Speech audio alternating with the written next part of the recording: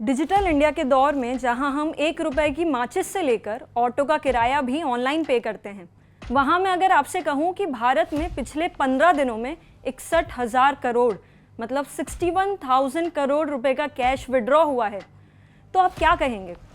दुनिया के 46% digital transactions होने वाले इस देश में, जहां सड़क के किनारे के सब्जी वाले से लेकर बड़े शोरूम तक हर जगह QR कोड स्कैन किए जाते हैं, किसी को भी लगेगा कि अब इंडिया में कैश लगभग खत्म हो गया है। लेकिन डेटा कुछ और ही कहता है। ये कितना बड़ा पैराडॉक्स है कि एक तरफ इंडिया डिजिटल सुपर पावर बनने की राह पर है और दूसरी तरफ कैश इज किंग का पुराना नारा फिर से सुनाई दे रहा है।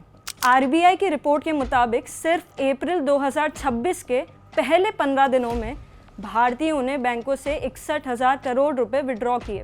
इसके बाद कैश इन सर्कुलेशन यानी इकोनॉमी में मौजूद कुल फिजिकल कैश, चाहे वो बैंकों के ATM में हो, दुकानों की तिजोरियों में हो या लोगों की जेब में, वो बढ़कर 42.3 लाख करोड़ रुपए की ऐतिहासिक स्तर पर पहुंच गया है।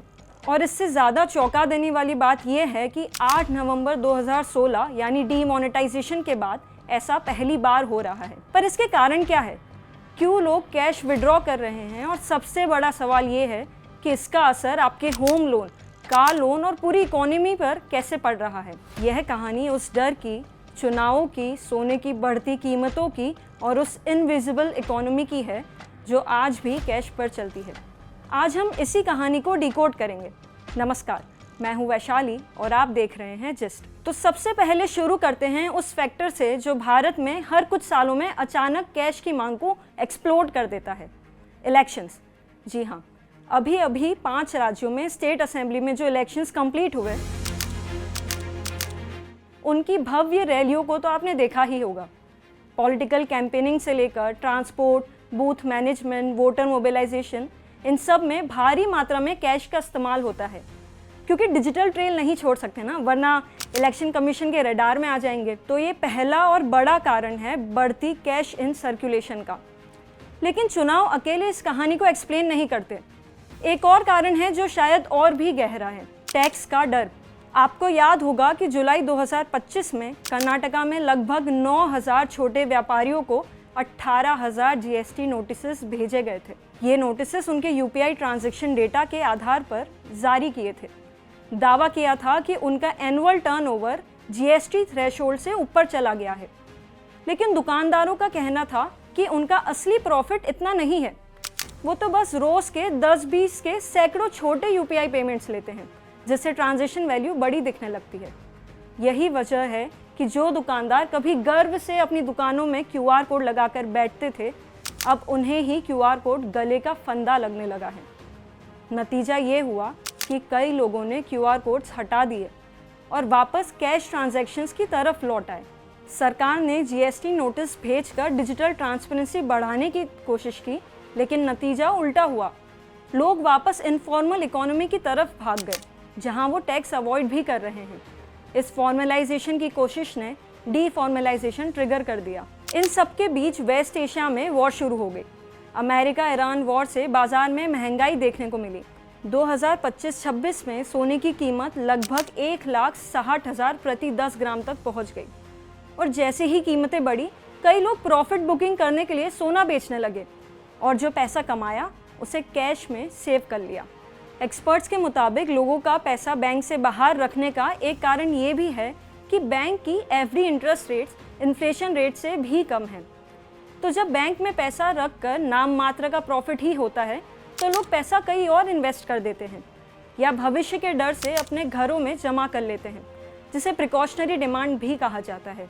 बढ़ते कैश इन सर्कुलेशन का एक और बड़ा कारण है कि लोग बैंक से डरते हैं और उसके पेचीदा सिस्टम को समझ नहीं पाते।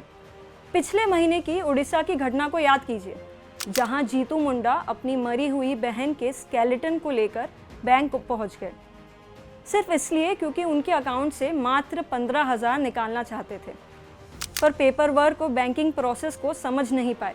ये उस ट्रस्ट डेफिसिट और डिजिटल इलिटरेसी को रिफ्लेक्ट करती है जो आम लोग और फॉर्मल बैंकिंग सिस्टम के बीच में अभी भी मौजूद है।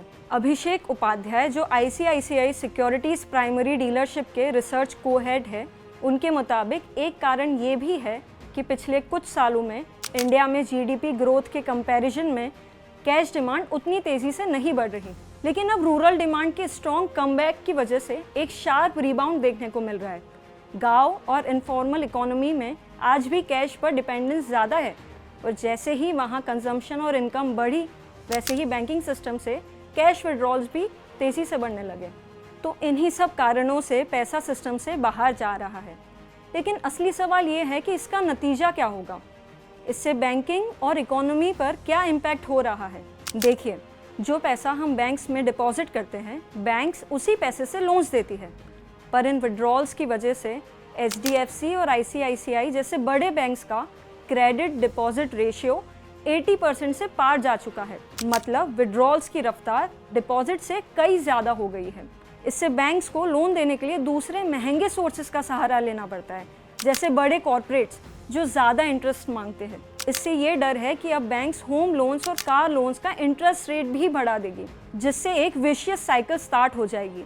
अगर लोन्स महंगे हुए तो लोग कम लोन्स लेंगे, रियल एस्टेट की ग्रोथ और कंस्ट्रक्शन एक्टिविटी कम हो जाएगी, सीमेंट और स्टील की डिमांड गिरेगी और इवेंचुअली रोजगार पर असर पड़ेगा। तो ये विड्रॉल्स पूरी इकोनॉमी की ग्रोथ को धीमा कर सकते हैं। पर इन कैश विड्रॉल्स का मतलब ये नहीं कि इंडिया का डिजिटल रिवॉल्यूशन फेल हो रहा है।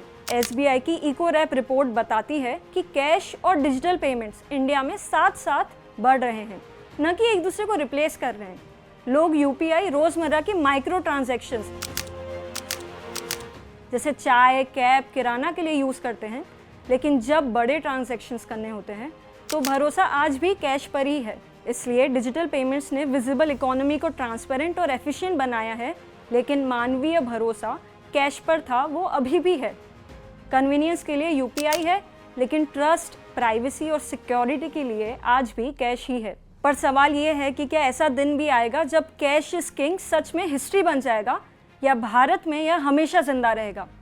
आप इस पूरे विषय पर क्या सोचते हैं, हमें कमेंट सेक्शन में बताएं। ऐसे ही और वीडियोस के लिए देखते रहिए जिस्ट।